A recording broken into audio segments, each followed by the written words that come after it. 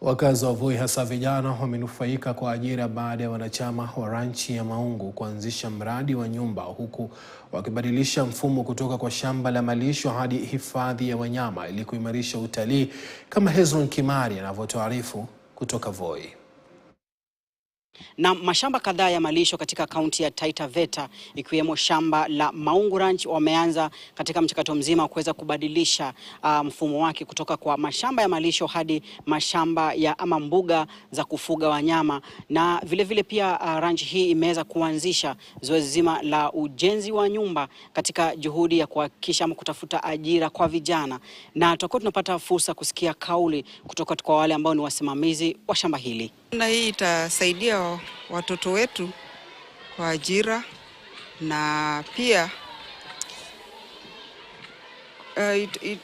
generally kwa wananchi wote wa hizi locations zote watapata ajira na watapata usaidizi katika hizo hela ambazo zitakuwa zinapatikana hapo, kwa sababu pia hata watoto ambao wanasoma watapata school fees na mambo mengi tu yatapatikana. Na hizi ranches nyingi za Taita Taveta ziko katika wildlife corridor between Tsavo West na Tsavo East.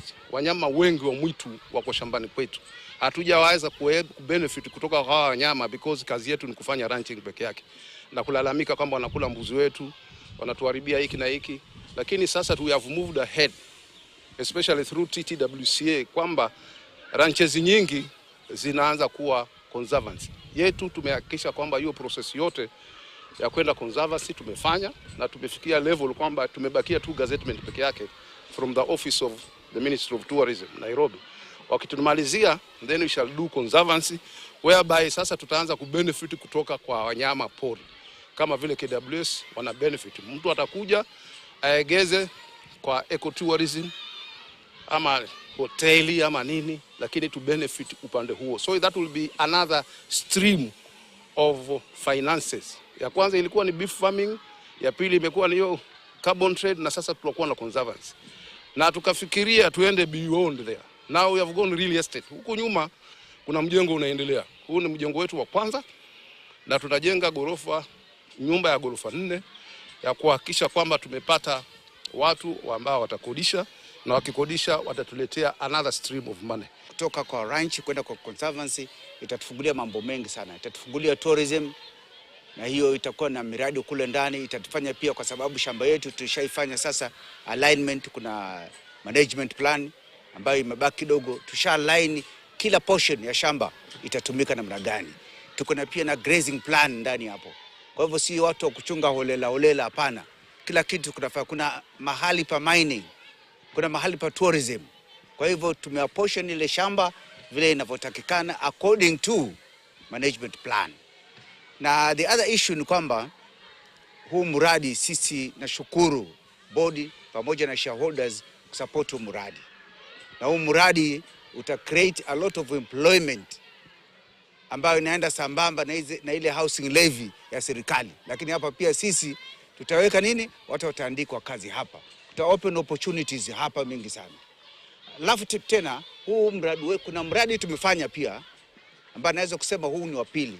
Kuna mradi tumefanya ambao tumesupport watoto 50 katika sublocation 5 za Larger Mololo. That is Muraru, Tausa, Gazi, Vongonyi na Ndome. Nakushukuru sana kwa ajili ya mradi huu ambao umeanza leo.